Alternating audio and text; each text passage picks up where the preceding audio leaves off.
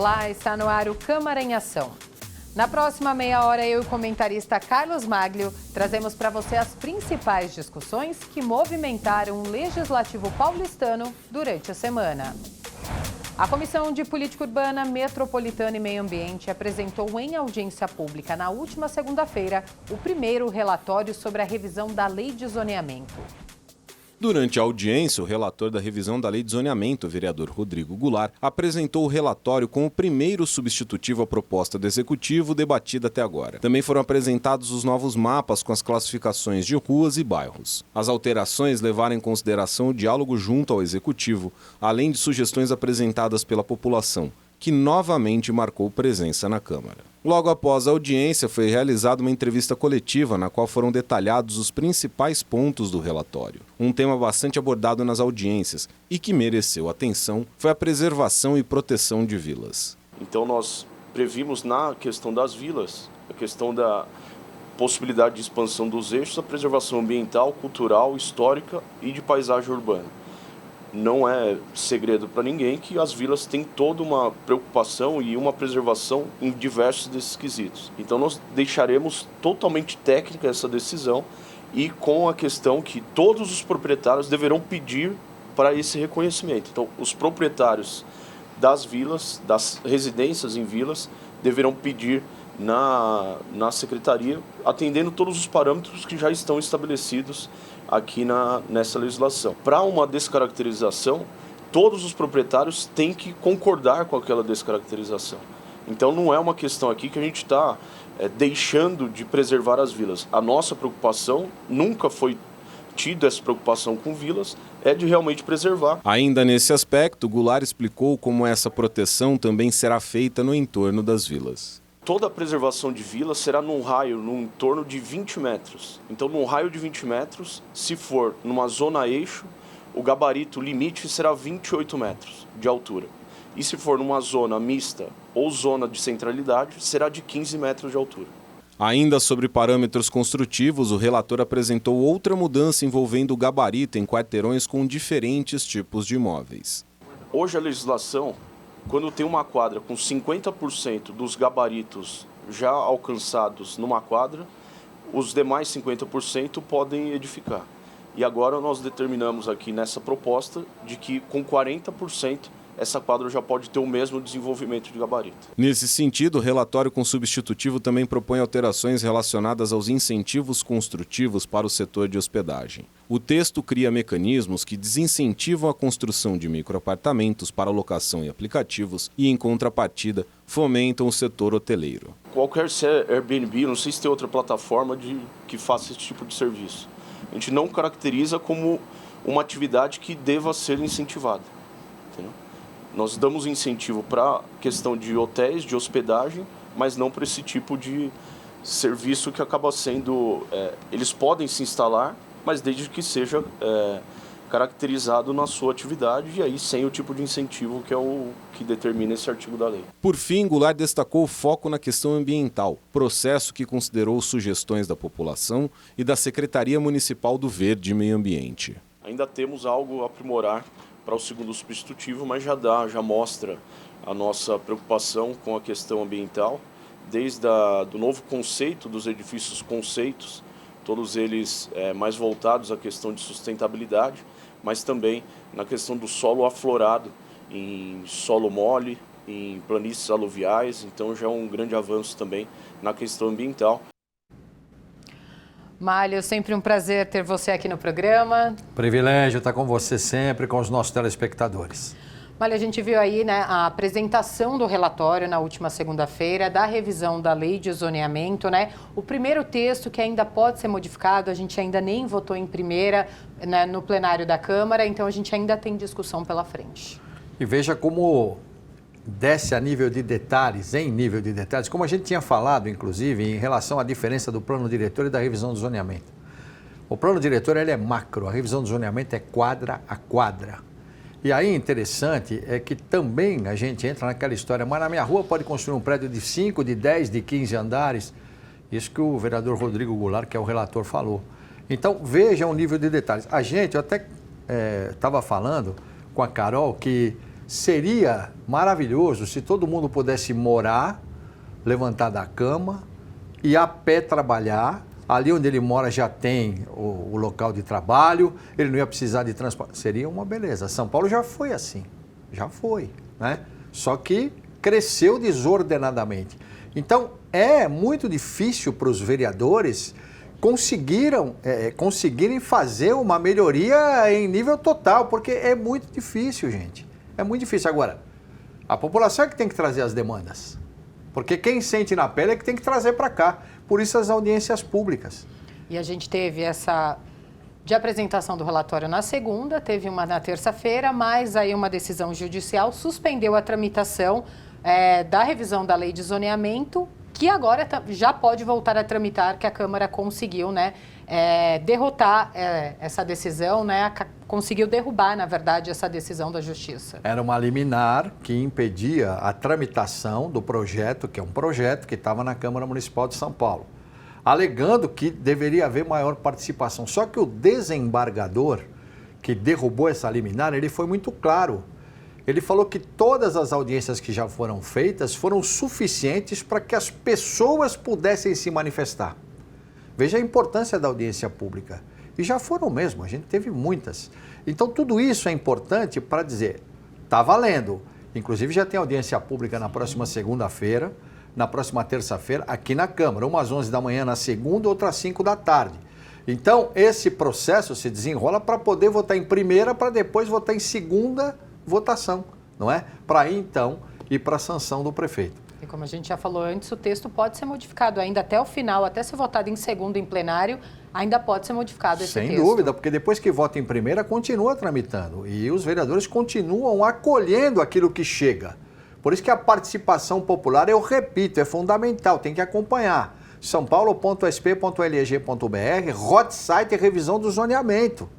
Tem que acompanhar, não é verdade? Sim, e falando em votação, em sessão plenária da última quarta-feira foi aprovado em primeiro turno o projeto de lei que amplia o número de professores na rede municipal de ensino. Com votação simbólica, foi aprovado por unanimidade o projeto de lei de autoria do Executivo, que propõe a criação de cargos para professor de educação infantil nos CEIs, Centros de Educação Infantil, e CEMEIs, Centros Municipais de Educação Infantil. A oposição votou favoravelmente, mas fez algumas ressalvas. É um projeto que prevê a ampliação dos cargos aqui de professores de educação infantil, de PEI, para uma quantidade de quase 4 mil escolas, é muito pouco. A gente teve concursos para Funde 1, Funde 2, ensino médio, em janeiro deste ano, e até agora não foi feita a autorização para a convocação desses professores aprovados em janeiro. A proposta prevê também a abertura de vagas para atendimento educacional especializado, visando a educação inclusiva. Para o governo, a criação de novos cargos é uma forma de valorização desses profissionais. A criação de 1.035 cargos de professores de educação infantil que vão para as nossas CEIs, e CEMEIs na cidade de São Paulo. Então a gente está falando de uma faixa etária de 0 a 6 anos de idade. Hoje na cidade de São Paulo a gente celebra o 3º ano consecutivo com todas as crianças na creche, ou seja, não tem mais nenhuma criança fora da creche. Isso aí é um feito histórico, começou com o prefeito, saudoso ex-prefeito Bruno Covas, e a continuidade com o prefeito Ricardo Nunes. E a Câmara teve um papel importantíssimo aprovando os projetos de criação desses cargos. Então, para manter a gente ter essas crianças dentro da escola, nós precisamos ter os professores qualificados e servidores públicos também através de concursos. O projeto segue agora para a segunda votação. Magno, a educação de qualidade ela é importante, né, em todas as fases da vida. Por isso, reconhecer e valorizar os profissionais da educação é tão essencial, né? Com certeza. E a necessidade de mais professores especializados. E uma coisa importante, nós estamos falando da base, nós estamos falando de educação infantil. A base tem que ser sólida, porque se a base não for sólida, é que nem um prédio. Se você não faz um alicerce sólido, ele vai crescer, mas vai chegar uma hora que é perigoso cair. Então você tem que ter solidez. E é isso que está acontecendo. São 1.035 cargos, são cargos importantes, a própria oposição votou a favor, foi aprovado por unanimidade em primeira votação. Então, só para vocês terem uma ideia da importância. E é uma questão que não é só em São Paulo. São Paulo está fazendo a lição de casa. próprio vereador Fábio Rivas já falou, não tem ninguém fora de creche. Isso é muito importante, era uma meta a ser conseguida. E a Câmara Municipal de São Paulo brigou muito para isso. Agora, em nível nacional, só para você ter uma ideia, nós tivemos hoje um seminário que aconteceu lá na Câmara dos Deputados. E esse seminário trouxe algumas informações importantes. De tudo aquilo que se fala em educação infantil no país, 97% são professoras, são mulheres. Ou seja, aquelas que têm que lidar mesmo com a criança, porque é a mãe. E isso está acontecendo. E há uma preocupação muito grande do Ministério da Educação de fazer a escola em tempo integral, que é fundamental, as creches. Então, tudo isso está sendo feito. Está sendo feito de uma certa forma um avanço nessa questão que precisava ser feito. São Paulo, eu já disse, está fazendo a lição de casa. Câmara Municipal de São Paulo, principalmente. Mas, em nível nacional, a gente percebe que há essa preocupação. E vai ao encontro daquilo que eu falei, Carol. Se você não tem uma base sólida, você tem que começar a educar nessa idade, é de 0 a 3, de 0 a 6. Você tem que educar nessa faixa etária, que aí é que vai ter a base. Com certeza, eu tenho um filho pequeno, de 4 anos, e sei bem como que é. Se não tiver uma base sólida agora, esquece, né? E essa questão, desculpa te interromper, Imagina. mas vai ao encontro do que você está dizendo. Essa questão de você ter um filho, né, de 4 anos, e você ter a maioria de professoras, te dá mais tranquilidade. Sim. Não é verdade? E realmente são professoras, só de todas as escolas que ele passou, só professora. Com certeza. É essa estatística que foi, né, que nós tiramos lá do seminário, que aconteceu lá em Brasília. Com certeza. Vamos para um rápido intervalo e a seguir você confere o relatório final apresentado pela subcomissão da Tarifa Zero. Fique com a gente, o Câmara em Ação volta em instantes.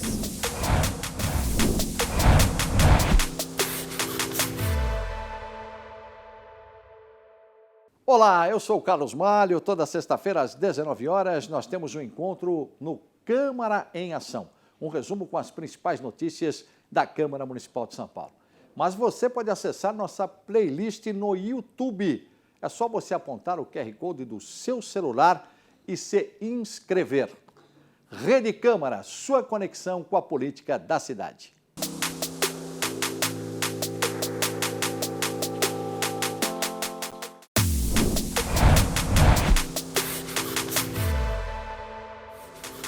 Estamos de volta com Câmara em Ação. A subcomissão da Tarifa Zero, vinculada à Comissão de Finanças, aprovou na última quarta-feira o relatório final, sugerindo a implantação gradativa da gratuidade no transporte público. No texto do relatório, o vereador Sidney Cruz, relator da subcomissão, oferece à Prefeitura algumas opções de implantação gradativa da gratuidade no transporte público do município, sugerindo a tarifa zero aos domingos e também outros modelos que poderiam seguir esse sistema. A gratuidade noturna, distribuir, um exemplo, 9 linhas nos territórios das periferias da cidade de São Paulo para um experimento, ou CAGED e CAD único. Durante a última reunião da subcomissão da Tarifa Zero, também foi aprovada uma emenda ao relatório final de autoria do presidente da subcomissão, vereador Paulo Frange, solicitando que o Executivo Municipal possa, junto à Secretaria Municipal de Transporte e SP-Trans, adotar medidas urgentes de combate às fraudes no bilhete único. Essa fraude é utilização do bilhete por terceiros, bilhete do aposentado, e também na emissão de bilhetes falsos.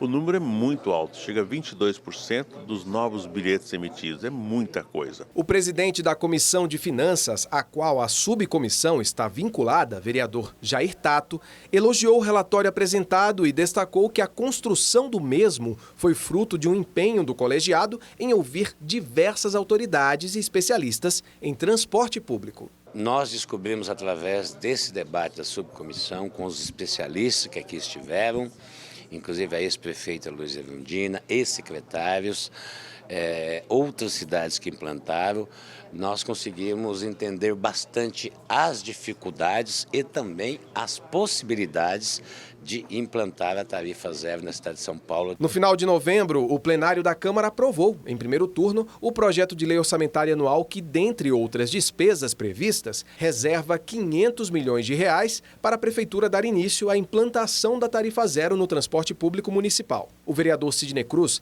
relator da subcomissão, recomenda inclusive no relatório final que o Poder Executivo paulistano use este valor, reservado para custear a implantação gradual da gratuidade, para a tarifa zero aos domingos. A implantação do Domingo Zero irá possibilitar que a gente venha a ter, dentro de um mês, o comportamento, se irá aumentar muito a quantidade de passageiros.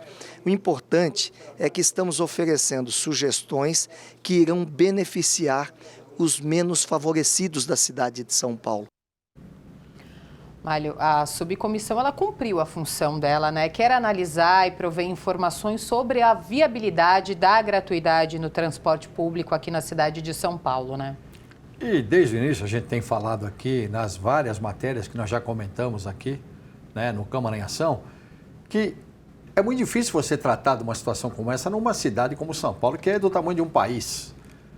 Mas existem formas. Essa questão dos domingos, já houve uma experiência agora no Enem, onde o transporte gratuito foi colocado à disposição das pessoas. E uma coisa que a gente tem que entender, hoje no Brasil tem 85 cidades que já têm a tarifa zero. 25 no estado de São Paulo, você tem também em Minas Gerais, você tem 23, no Paraná você tem 10 e no Rio de Janeiro você tem 9. Então veja, as grandes capitais estão tentando de uma certa forma se adequar para fazer também a mesma situação. O que acontece é que em cidades pequenas isso foi possível. Por exemplo, Caeté, no Ceará, ela começou a praticar tarifa zero. E um detalhe importante, cresceu o que é a economia, porque o dinheiro que era economizado no transporte público começou a ser gasto no comércio, então se constatou isso. Mas é uma cidade pequena. Agora, você tem uma cidade, por exemplo, como São Caetano do Sul, que adotou Sim. agora, no ano de 2023, adotou a tarifa zero, com tentativas e inúmeros estudos.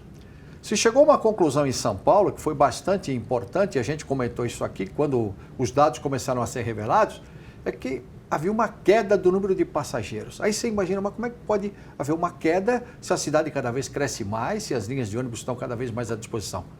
Porque as pessoas não tinham dinheiro para pagar. As pessoas não tinham dinheiro para pagar. É aquilo que eu falei aqui já. A pessoa escolhia ou compra passagem de ônibus ou compra o pó de café. Então não dá. Então é difícil. Agora, está se chegando a algumas questões que são muito importantes. Quando se fala em CAGED, para você entender, é o Cadastro Geral de Empregados e Desempregados. Tem que ser dada uma prioridade. Se for implantada a tarifa zero, tem que primeiro ir para essas pessoas. Tem o CadÚnico, que são pessoas normalmente de baixa renda que se cadastram. Então, primeiro vamos tratar da baixa renda, primeiro vamos tratar do CAGED e vamos medir, porque a medição é importante. Porque em algumas cidades aconteceu também o seguinte, Carol. O número de ônibus passou a ser insuficiente. Por quê? De graça, todo mundo pegou. Né? O que aconteceu? Faltou ônibus. O ônibus passava lotado, o motorista queria fechar a porta, não conseguia. Então, teve que aumentar a frota. Então, são muitas questões que continuam, evidentemente, a serem estudadas, mas a gente vê que é um caminho, aos domingos, beneficiar as pessoas do CAGED, beneficiar as pessoas de baixa renda, aqueles que não têm mesmo dinheiro para passagem. Então, acho que por aí a gente vai construir. É claro que pode demorar, mas a gente está no caminho. E a Câmara Municipal de São Paulo está de parabéns, porque essa subcomissão, aliás, que foi vinculada à Comissão de Finanças, e a Comissão de Finanças não teve dúvida, aprovou o relatório final. Porque é um estudo que tem que continuar, mas é um caminho que está sendo traçado, né? A gente já viu que pelo jeito vai ser gradual mesmo. Gradual, com certeza, gradual. Em reunião da CPI da Enel na quinta-feira, foi aprovado um requerimento que pede à concessionária de energia que pague pelos prejuízos sofridos pelas UBSs de São Paulo no apagão de 3 de novembro. O documento, que é assinado pelo presidente da CPI, o vereador João Jorge, solicita à Enel São Paulo providências para o ressarcimento aos danos causados às unidades básicas de saúde após o apagão do dia 3 de novembro, quando um temporal atingiu a capital paulista. Segundo o parlamentar, 71 UBSs ficaram até 4 dias sem energia, o que gerou a perda de aproximadamente 50 mil doses de vacinas e um prejuízo de R$900 mil. Nós acabamos de sair de um trauma, de um drama, 700 mil vidas perdidas no Brasil por conta de falta de vacina, porque a Covid demorou quase um ano para a gente ter a vacina, e agora, pela ineficácia da Enel, pelo despreparo, pelo desmantelamento, pela ausência de resposta rápida, 71 unidades básicas de saúde ficaram sem energia elétrica até 4 dias, e essas vacinas foram perdidas, lamentavelmente, né? Às vezes isso afeta a vida, né? Não só a saúde, como a vida de um paulistano. O que a gente está cobrando da Enel? Que isso não mais se repita, que eles paguem pelo prejuízo causado e que eles aprendam, porque ou a Enel melhora ou a Enel vai embora. Ainda durante a reunião, outros 3 requerimentos foram aprovados. Entre eles, o de autoria do vereador Jorge Wilson Filho, que convida o comandante do Corpo de Bombeiros do Estado de São Paulo a participar da CPI para falar das experiências da entidade com a Enel e práticas adotadas em situações de emergência, como as ocorridas no mês passado. Eu acho que é de suma importância a gente ouvir um membro do Corpo de Bombeiros para que a gente saiba qual que é a integração da Enel com o Corpo de Bombeiros com relação a árvores energizadas, que são trabalhos mais especializados, ou mesmo aquelas árvores que pegam fogo e traz risco ali para os moradores da região como um todo. Então, eu acho que é muito importante a gente receber um membro dessa corporação tão respeitada. Olha, vamos começar pela questão das UBSs, né? É um absurdo a gente perder tantas vacinas, né? Por conta de falta de energia, e é mais do que justo que a Enel pague, né? Por isso, né? Porque é um absurdo perder tanta vacina assim. E por uma questão que a gente já comentou aqui, falta de funcionário, falta de atendimento. Porque aconteceu de fato uma chuva que era inesperada, tudo bem. Só que ela tem que ter um trabalho. A gente já comentou aqui, chegou a ter 11 mil funcionários, caiu para 8 mil, agora 3 mil. Porque, peraí, não dá para dar conta. Principalmente uma cidade que nem São Paulo. E outra coisa, essa questão da saúde, realmente ficou muito difícil. Você vê que nós perdemos vacinas e eu vou além. Teve gente que guarda medicamento em geladeira, insulina, por exemplo. Essas pessoas perderam o medicamento e o pior, não conseguiram aplicar o medicamento, ou seja, passaram mal por causa de uma irresponsabilidade da Enel. Então, por isso ela tem que ser cobrada de verdade e tem que arcar com as consequências. Até porque isso, de uma certa forma, eu costumo dizer, é evidente que a gente não vai falar que isso foi bom, não foi bom, de jeito nenhum foi bom. Mas abriu os olhos da agência reguladora, que é a ANEEL, a Agência Nacional de Energia Elétrica, que ela tem que fiscalizar, ela tinha que ter já visto isso antes e falar do seguinte, escuta aqui, com esse número de funcionários aqui, vocês não vão conseguir atender, hein? Escuta aqui, com esse número de lojas sendo fechadas, porque fechou, Carol sabe, perto da casa dela fechou, perto da minha casa fechou. Aquelas lojas que você ia para mostrar a conta de luz, reclamar lá que estava muito alta, ou fazer uma alteração, enfim, fechou. E agora as que sobraram, a população enfrenta filas absurdas de horas e tem que ser durante o horário comercial, ou seja, você tem que faltar no seu trabalho para você conseguir resolver um problema. Tem que se deslocar muitas vezes, né? E uma outra coisa, mas espera aí, nós estamos numa fase que o atendimento agora é por internet, funciona que é uma beleza. Mentira, não funciona, não funciona. Tivemos um caso aqui, nosso Ogart teve um caso com a mãe dele que teve um problema de energia elétrica em casa. Ele ligou inúmeras vezes, não conseguia falar. Um momento o robô fala assim para ele, qual o número do protocolo? Mas como protocolo se ele não chegou a falar com ninguém? Como é que vai ter protocolo? Não chegou a ser atendido. E aí, esse absurdo de pedirem o protocolo. Então, tudo isso a gente tem que parar um pouquinho e pensar. Tinha que mexer. E eles têm que arcar com as consequências. Gente, concessão. Quando você tem uma concessionária de energia elétrica, ela faz uma série de promessas. Ela promete uma série de coisas. Só que a gente está percebendo que não está sendo cumprido nada disso. Pelo contrário, está piorando o serviço. Aí tem que pagar. Você tem toda a razão. Tem que pagar as vacinas, tem que pagar a população, quem perdeu o remédio, quem deixou de aplicar, quem teve um eletrodoméstico que queimou, porque acontece muito isso já está previsto, eles têm que pagar mesmo. Então eles vão ter que ressarcir essas pessoas. E outra coisa, os comerciantes que tiveram prejuízos. Sim, absurdos. É um negócio absurdo. Teve comerciante que teve que jogar, sabe, alimento fora. Você imagina um açougue 3 dias, 1 semana sem Sim, energia? foi um negócio assim, se a gente for analisar, incalculável. Agora, ela tem que fazer as contas e ressarcir. Por isso que eu acho que está muito certo isso. E, gente, a Câmara Municipal de São Paulo, nesse ponto, ela está fazendo a parte dela. Ou seja, está chamando a responsabilidade. Essa CPI, eu dizia antes, logo quando foi instalada a CPI, eu dizia, essa CPI vai trazer muitas informações fundamentais de que não está funcionando. E é o que a gente está vendo agora.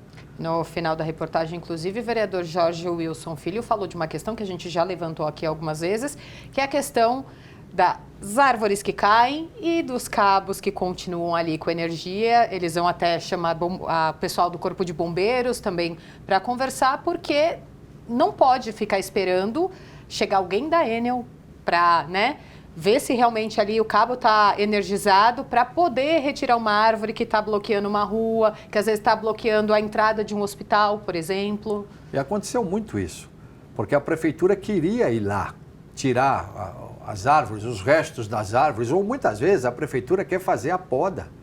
Só que está energizado. Aí eles falam assim, isso aqui é a prefeitura. Não, senhor, a prefeitura vai mandar o funcionário lá para morrer? Para tomar um choque? Porque toma, porque morre. Não é brincadeira, fio de alta tensão é um negócio muito sério. Eu já disse aqui, tem árvores hoje que os fios de alta tensão passam no meio delas. Passam no meio. Muitos fios escorados, inclusive, nas forquilhas que as próprias árvores, os troncos formam. E isso não é aqui, ó, Jardim América, Rua Venezuela. Eu vejo isso todo dia. Eu olho e está igual. Quando é que vão mexer? Se uma árvore dessa cai, ela vai arrancar os fios, porque o fio está assim, ó. O fio está passando. Você entende bem, é uma forquilha no tronco, o fio está passando aqui. Rua Venezuela, Jardim América. Você imagina nas periferias.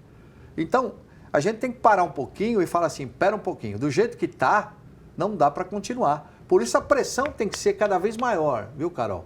Não só da gente, de todos os órgãos de imprensa, para que a gente possa ter finalmente uma decisão da Enel, que ela está trocando o presidente, mas esse presidente já ia ser trocado antes do temporal que a gente passou por aqui. Então, para que esse novo presidente tome providências de verdade, porque não dá. E olha, deixa de pagar sua conta de luz. Sabe o que vai acontecer? Aí não vai demorar não, hein? Rapidinho. Aí não vão falar protocolo, não. Eles vão lá e cortam. Para isso, e é rápido, não demora. Então essa mesma agilidade tem que ser feita também nas questões onde a população precisa. Gente que quase morreu. Eu conheço uma pessoa que toma insulina, perdeu a insulina, ficou sem tomar, ficou desesperada. Teve que ir para o pronto-socorro. Chegou no pronto-socorro, não tinha luz. Gente, assim não dá, né? Infelizmente, né, Mário? Infelizmente. Mas nós estamos aqui para... Como sempre, é um prazer ter sua companhia aqui no programa, Mário. Muito obrigada. Privilégio, Carol, estar com você, estar com os nossos telespectadores. Lembrando que a participação da população ela é fundamental. sãopaulo.sp.leg.br. Você tem acesso a todas as informações, a tudo que está acontecendo, aos projetos dos vereadores, tudo que está acontecendo na Câmara Municipal de São Paulo. A sua participação ela é importante para você trazer as demandas para cá. Isso é cidadania, eu sempre digo aqui. E este foi o resumo dos principais assuntos em discussão esta semana aqui na Câmara Municipal. Fique ligado nas notícias da Rede Câmara no portal saopaulo.sp.leg.br e nas nossas redes sociais. Obrigada pela companhia. Rede Câmara São Paulo, sua conexão com a política da cidade.